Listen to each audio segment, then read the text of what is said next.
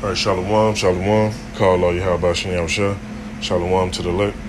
Now, in this article I'm about to go over, I was reading it and something stood out to me. Yeah, it says, God does not back war. Pope says in apparent criticism of Russian patriarch. And see, according to the scriptures, the Most High do back war. He's the one that orchestrated these wars. Let me get one precept and I'm going to read some of it. The book of Proverbs, chapter 24, verse 7 says, wisdom is too high for a fool. He openeth not his mouth in the gate. And you'll think by now, all these videos out with the elders, younger brothers, younger Akim, and this teaching and, going on the highways and byways, you'll think that these proud motherfuckers will be like, you know what?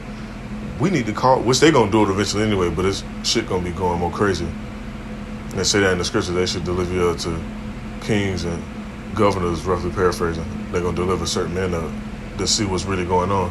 But here's the thing, by now, they would have been called some people and be like, you know what, we need to figure out what's going on, why this happening, why we can't get this under control, such and such and such. And read this some more. Now it says, Pope Francis said on Wednesday that God does not guide religions towards war. An implicit criticism of Russian Orthodox Patriarch Kirill, who backs the invasion of Ukraine and has boycotted a conference of faith leaders. On his second day in Kazakhstan, Francis addressed the 7th Congress of Leaders of World and Traditional Religions, a meeting that brings together Christians, Jews, Muslims, Buddhists, Hindus, and other faiths. Kirill was to have attended but pulled out. Read more. The Russian Orthodox Church sent a delegation headed by its number 2 Metropolitan Anthony, who later briefly met the Pope. God is peace. He guides us always. And I'm reading like that, just being sarcastic, because you know how Esau trying to talk all soft and shit. God is peace. He gives us always in the way of peace, never that of war, Francis said, speaking at a huge round table in the Independence Palace. A massive modern structure made of steel and glass in the capital of the former Soviet Republic. Let us commit ourselves then, even more, to insisting on the need for resolving conflicts, not by inconclusive means of power with arms and threats, but by the only means blessed by heaven and worthy of man. Encounter, dialogue, and patient negotiations, he said. Now, when you read the scriptures, it clearly say when they should mention peace and safety, then sudden destruction cometh. The Most High is orchestrating that, man. These damn devils, they just got a little glimpse of power. The Most High really controls everything and allowed them to do what they're doing right now. Now it says the Pope, who earlier this year said Kirill could not be Russian president, Vladimir Putin's altar boy, told the conference, the sacred must never be a prop for power, nor power a prop for the sacred. Kirill has given enthusiastic backing to Russia's invasion of Ukraine, which the Patriarch views as a bulwark against the West. It calls decadent. Read more. Says Francis later mentioned Ukraine at the end of the Mass for about 6,000 members of Kazakhstan, signed the Catholic community asking how many deaths will it still take before conflict gets to dialogue. When you read the scriptures don't even mention nothing about being no Catholic, so who made that up? So, hey, man, Esau through, man. All this shit they trying to do, it ain't working. Now, it says about 70% of Kazakhs are Muslim and about 26 Orthodox Christians. There are only 125,000 Catholics among the 19 million population of the vast Central Asian country. He also expressed concern over the flare-up in the South Caucasus between Armenia and Azerbaijan, which it's another war brewing over there through the spirit. I got it bookmarked or something on one of my other pages, maybe on my YouTube. I have to double check. And I'll speak on that as well, because, hey, that's going to stir up some more. They calm down for a little minute. Now you got some more stuff about to stir up. It says Pope Patriarch meeting still possible. Kirill's stance on Ukraine has caused a rift with the Vatican and unleashed an internal rebellion that has led to the severing of ties by local Orthodox churches with the Russian Orthodox Church. Metropolitan Anthony told reporters his meeting with the Pope was very cordial, but said Francis' altar boy remark about Kirill was not helpful for unity of Christians, and that it surprised the Russian Orthodox Church. And see, they feuding. They ain't, look, first of all, the Russians over there, they know who's Esau, and they know who descends from Yaakov or Jacob. They know who Israel really is. They had the Russian icons and all that stuff over there. Not gonna read on no more. You know, if I remember, I'll make sure I put this link in the comment section or somewhere on the video, or the info section, I should say. I'm just put these precepts and end this up. Now, go to this.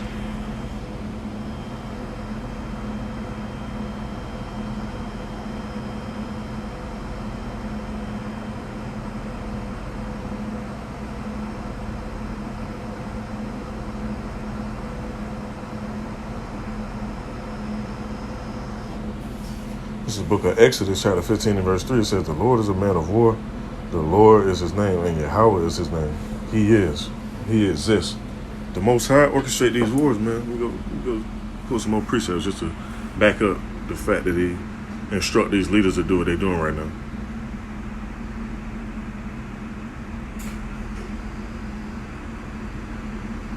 And see, people forget the characteristics of the Most High.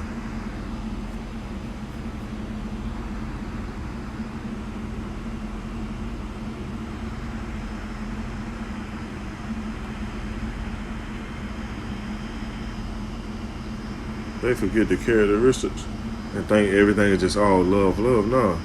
The Most High be stirring up stuff. He set up kingdoms and he bring kingdoms down, man. He set up a ruler and bring a ruler down. That's just what it is. It says, book of Proverbs chapter 21, verse 1, the king's heart is in the hand of the Lord. As the rivers of water, he turneth it whatsoever he will. And that's what you see going on. When you see these nations going against each other and these leaders talking shit, hey, Pope Francis, he probably ain't even want to say his altar. Boy, that shit just came out to stir up some shit. That's how the Most High get down. They put the spirit on him to say that. Now Kirill and Putin and them, now they feel some type of way about that. Let me see.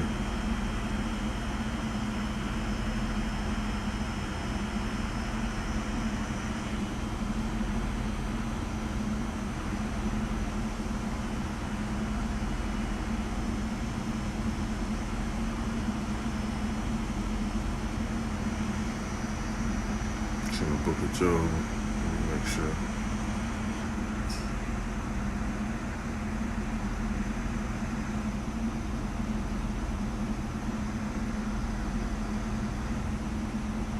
Give me 1 minute.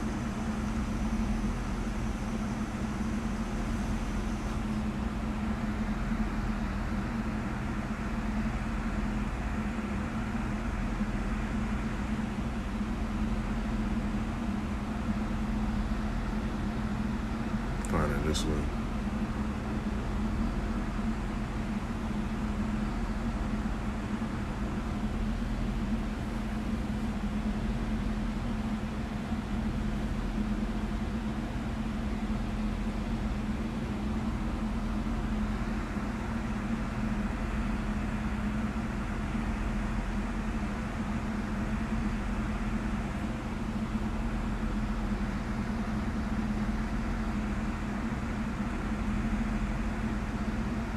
Here we go. Salakia. That's in the book of Job, chapter 33. Start at verse 15. It says, in a dream, in a vision of the night, when deep sleep falleth upon man. So let's see. Where I'm at is 2:55 a.m., right? You got these different leaders or whatever. They're in different time zones. As they get ready to wake up and do what they do, their instructions being sealed so they can go do what they do today. Now it says, in a dream, in a vision of the night, when deep sleep falleth upon man and slumbers upon the bed, then he openeth the ears of men and sealeth their instructions. And I don't know why it ain't pop up like that. Maybe I typed it in wrong. So Salakia. It says that he may withdraw man from his purpose and hide pride from men. Because Esau could go promote all this peace shit, but hey, when they go to sleep and Most High put the spirit on, they wake back up.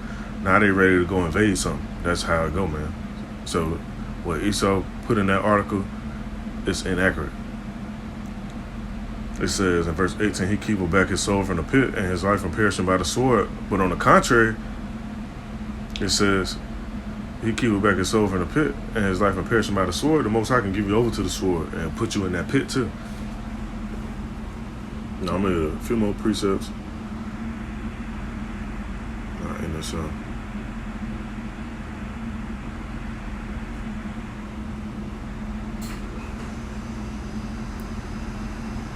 book of Revelation, chapter 16, verse 13, it says, I'm going to start at verse 12. It says, and the sixth angel poured out his vial upon the great river Euphrates, and the water thereof was dried up.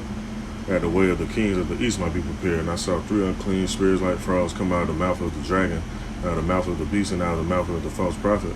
For they are spirits of devils working miracles, which go forth into the kings of the earth, of the whole world, to gather them to where?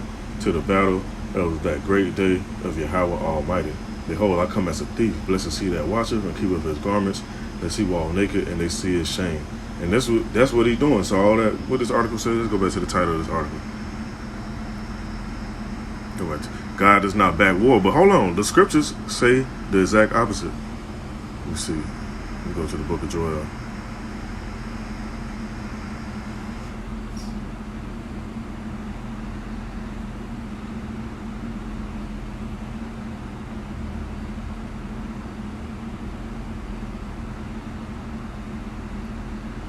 Now I'm going to end this off with this. It's in the book of Joel, chapter 3 and verse 1. For behold, in those days, which we in those days right now, in the time when I shall bring again the captivity of Judah and Jerusalem, I will also gather all nations and will bring them down into the valley of Jehoshaphat. To do what? They ain't finna go down there and pass out flowers and balloons and shit. They finna go to war. It says, and I will plead with them there for my people and for my heritage Israel, whom they have scattered among the nations and part of my land. And our people scattered amongst the nations. These Amalekites, those false Yehudis over there, I'm going to say it like that so they won't strike my video. Those are not the real people from the tribe of Yehudi or Yahweh. They're from Amalek. They're from Esau. And they know that. That's why they do the shit that they do. And try to make sure we don't know that. But the jig is up.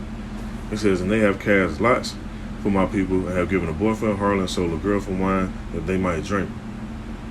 And what's going to happen? The Most High going to put a spirit on them to go to war against each other and wipe each other out. And the ones that escape, this is a documentary on Tubi TV. It got a lot of info on there. I want to say they left us for dead or something like that, but you should see it on there. And I may, once I get back to my dwelling place, I'll put up a picture of the video and make like a quick video on it. But it exposed a lot about Esau. And these devils, they already got their shit in motion to escape once this third world pop up. That's why they want to go to Mars. They want to go to this new planet they supposedly found called Ceres. They want to go to the moon. They want to dig in the ground in these bunkers. They already got this shit set up, man. So they know what's happening. They know what's coming. And they want to hide from the angels. And Yahweh Shah, they so fucking stupid and bugged out. They're going to go hide up in space. And that's the place where Yahweh Shah, along with the host of heaven, gonna be coming through. So they're gonna be through either way it go. And the ones that make it, they're gonna be the first ones in the captivity. And like the scriptures say, those who leave in the captivity shall go into captivity. Those who kill it with the sword must be killed with the sword. Here's the patience and the faith of the saints. So I just want to bring this out. Out of one righteous side is edifying. Call Allah, Yahweh Ba'ashem Yahweh Shah. Shalom to the left.